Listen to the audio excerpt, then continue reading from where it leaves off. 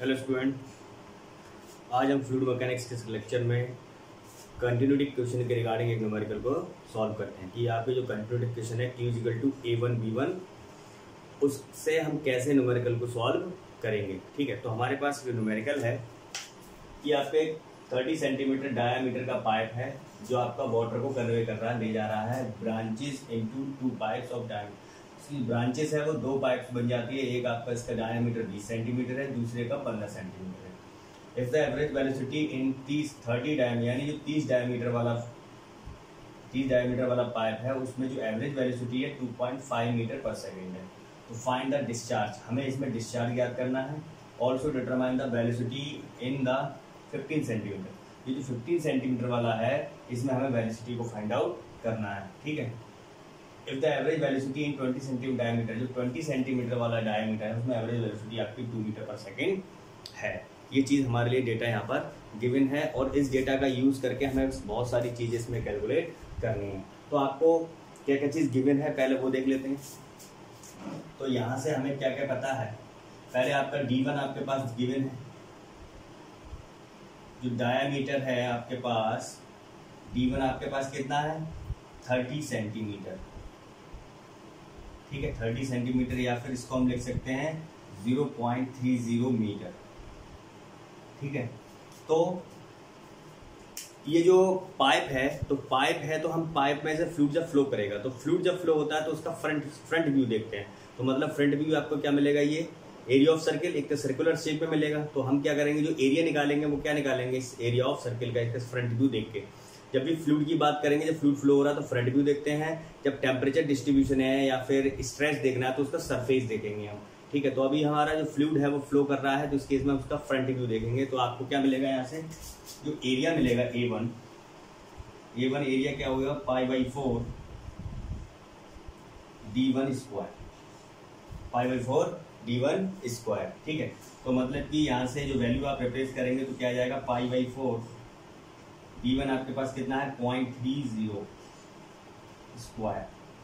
ठीक है, तो यहाँ से आप निकालेंगे तो इसकी वैल्यू जो एरिया आ जाएगा आपके पास, एरिया की वैल्यू आ गई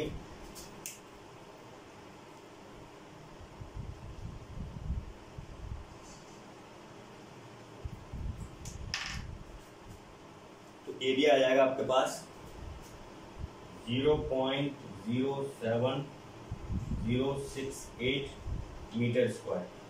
ये आपके पास एरिया की वैल्यू आ चुकी है। ठीक है, तो इस सेक्शन में आपके पास एरिया आ गया। V1 आपके पास है कितना है 2.5 मीटर पर सेकेंड, ये आपके पास V1 यहाँ पर दे रखा है।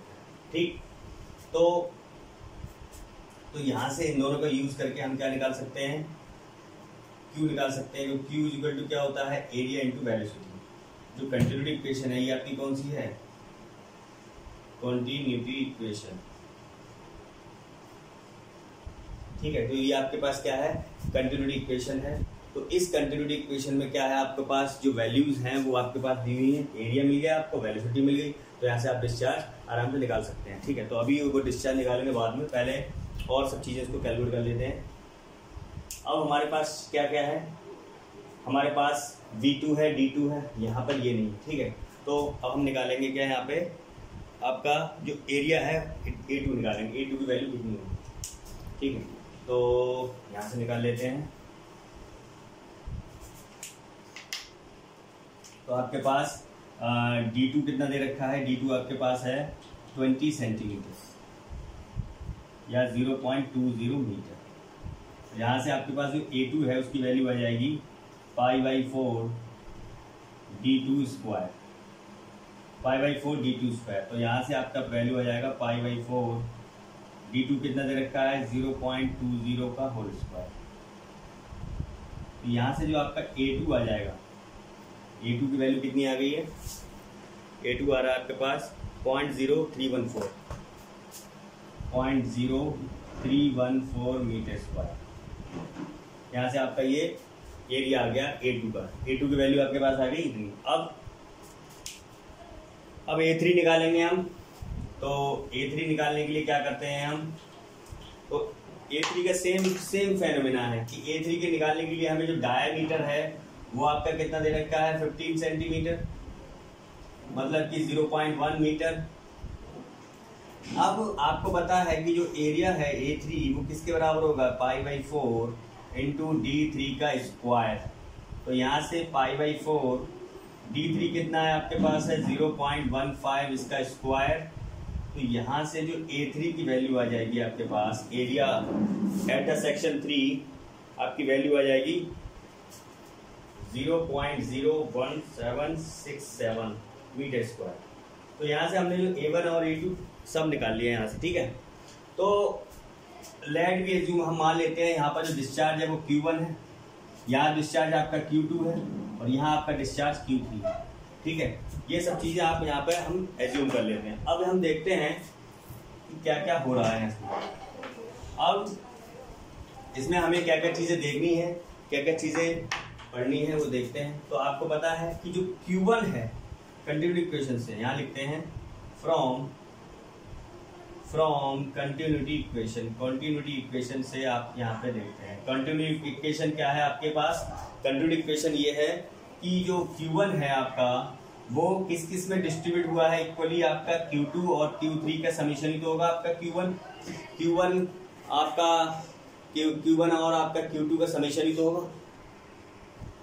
तो अब आपके पास हमें चाहिए Q1, तो Q1 किस किस के बराबर होगा, Q1 होगा A1 इंटू B1 के बराबर होगा। A1 हम निकाल लिया था, Q1 कितना आया था, A1 की वैल्यू कितनी थी, A1 की वैल्यू कितनी थी आपकी, A1 था आपके पास 0.07068 इंटू वेलोसिटी उसमें है 2.5। तो यहाँ से जो Q1 आपके पास आ जाता है वो Q1 आ गया आपके पास डिस्चार्ज 0.1767 मीटर क्यूब पर सेकेंड। ये आपका क्या आ गया, डिस्चार्ज इन पाइप 1। अब ऐसे हम निकालेंगे Q2 निकाल लेंगे, क्या आएगा A2 into B2। Area at section 2, area कितना है आपका 0.0314 आपका एरिया है और आपका जो वेलोसिटी है वो 2.0 है। तो यहाँ से जो डिस्चार्ज आ जाएगा आपके पास वो 0.0628 मीटर क्यूब पर सेकेंड आ गया। ये डिस्चार्ज आ गया पाइप 2 में, ठीक है। अब हमें क्या चाहिए, हमें चाहिए ये इक्वेशन हम इसमें, अब इन सब वैल्यूज को हम इसमें लगाते हैं, ठीक है। Q1 निकल आया है तो Q3 हम निकाल लेंगे यहाँ से। तो Q1 बराबर कितना था आपके पास, Q1 आया 0.1767 इक्वल टू Q2 आपके पास आ गया 0.0628 प्लस Q3। तो यहाँ से जो Q3 की वैल्यू है तो आपके पास जो Q3 आ जाएगा वो आ जाएगा, यहाँ से Q3 किसके बराबर होता है, एरिया एट 3 इंटू B3। तो ये किसके बराबर आ जाएगा, पहले Q3 आ गया आपके पास 0.1139, ये आ गया आपके पास Q3 की वैल्यू। अब Q3 किसके बराबर होता है, A3 into B3 is equal to 0.1139। तो यहाँ से जो वेलोसिटी एट 3 है आप निकाल लेंगे 6.44 मीटर पर सेकेंड आ जाएगी, ठीक है। तो आपकी जो वेलोसिटी है वो आपकी 6.44 मीटर पर सेकेंड आ जाएगी। तो हमने यहाँ से देख लिया कि जो न्यूमेरिकल है, इस न्यूमेरिकल में हम क्या करेंगे, जो आपके पास कंटिन्यूटी इक्वेशन है उसका यूज करके हम जो पाइप्स हैं उनमें जो फ्लूइड फ्लो हो रहा है उस फ्लूइड फ्लो में कितना डिस्चार्ज है, कितनी वेलोसिटी है, उसका कितना एरिया है, हम इसको फाइंड आउट कर लेंगे, ठीक है। तो अगर और ये कैसे हो सकते हैं कि आपका यहाँ पर इसका डाया चेंज हो सकता है। अभी तो डाया इसका 30 है, तो दोनों में सभी में सेम भी डाया हो सकता है। कभी कभी क्या हो सकता है कि ब्रांचेस और ज़्यादा हो जाए तो हमें उस केस में उसी तरीके से उसको डील करना है, ठीक है। अब इसमें आपको पता होना चाहिए कि जो कंटिन्यूटी इक्वेशन है उसमें आपका जो मास है वो कंजर्व रहता है, यानी कि जो आपका मास में कोई भी चेंजेस नहीं होते हैं, ठीक है। तो Q equal to A into B, जो प्रीवियस लेक्चर था उसमें हमने जो कंटिन्यूटी इक्वेशन को ड्राइव किया था वो एक कंट्रोल मास अप्रोच को लिया गया था। उस कंट्रोल मास अप्रोच में हमने देखा था, कंट्रोल मास अप्रोच में क्या होता है कि आपका कितना मास उसमें कंजर्व हुआ, ठीक है। वॉल्यूम में कंट्रोल वॉल्यूम अप्रोच यही होता है कि आपको मान लो उसमें था कि आपने मान लो 10 इनपुट था, आपको मिला 18 तो 2 कहाँ गया, वो उसमें सिस्टम में जो कंट्रोल वॉल्यूम जो था उसके मास को इंक्रीज करने में उसने यूज कर लिया, ठीक है। तो आज के इस लेक्चर में ये इतना ही काफ़ी है, और जो नेक्स्ट लेक्चर होगा उसमें हम फ्लूइड मैकेनिक्स से रिगार्डिंग और भी न्यूमेरिकल्स करेंगे, क्योंकि फ्लूइड मैकेनिक्स में न्यूमेरिकल ही आने चाहिए हम सबसे ज़्यादा, ठीक है। ठीक है। तो फ्लूइड मैकेनिक्स में अभी जो नेक्स्ट टॉपिक होगा उसमें हम रोटेशनल जो भी आपके बचे हुए हैं रोटेशनल स्ट्रीमलाइन स्ट्रिक लाइन उसके बारे में डिस्कस करेंगे, और जो लैमिनार और टर्बुलेंट में जो आपकी कंडीशंस थी उनको हम वहाँ पे अप्लाई करेंगे। आज के लिए इतना ही काफ़ी है। Thank you class.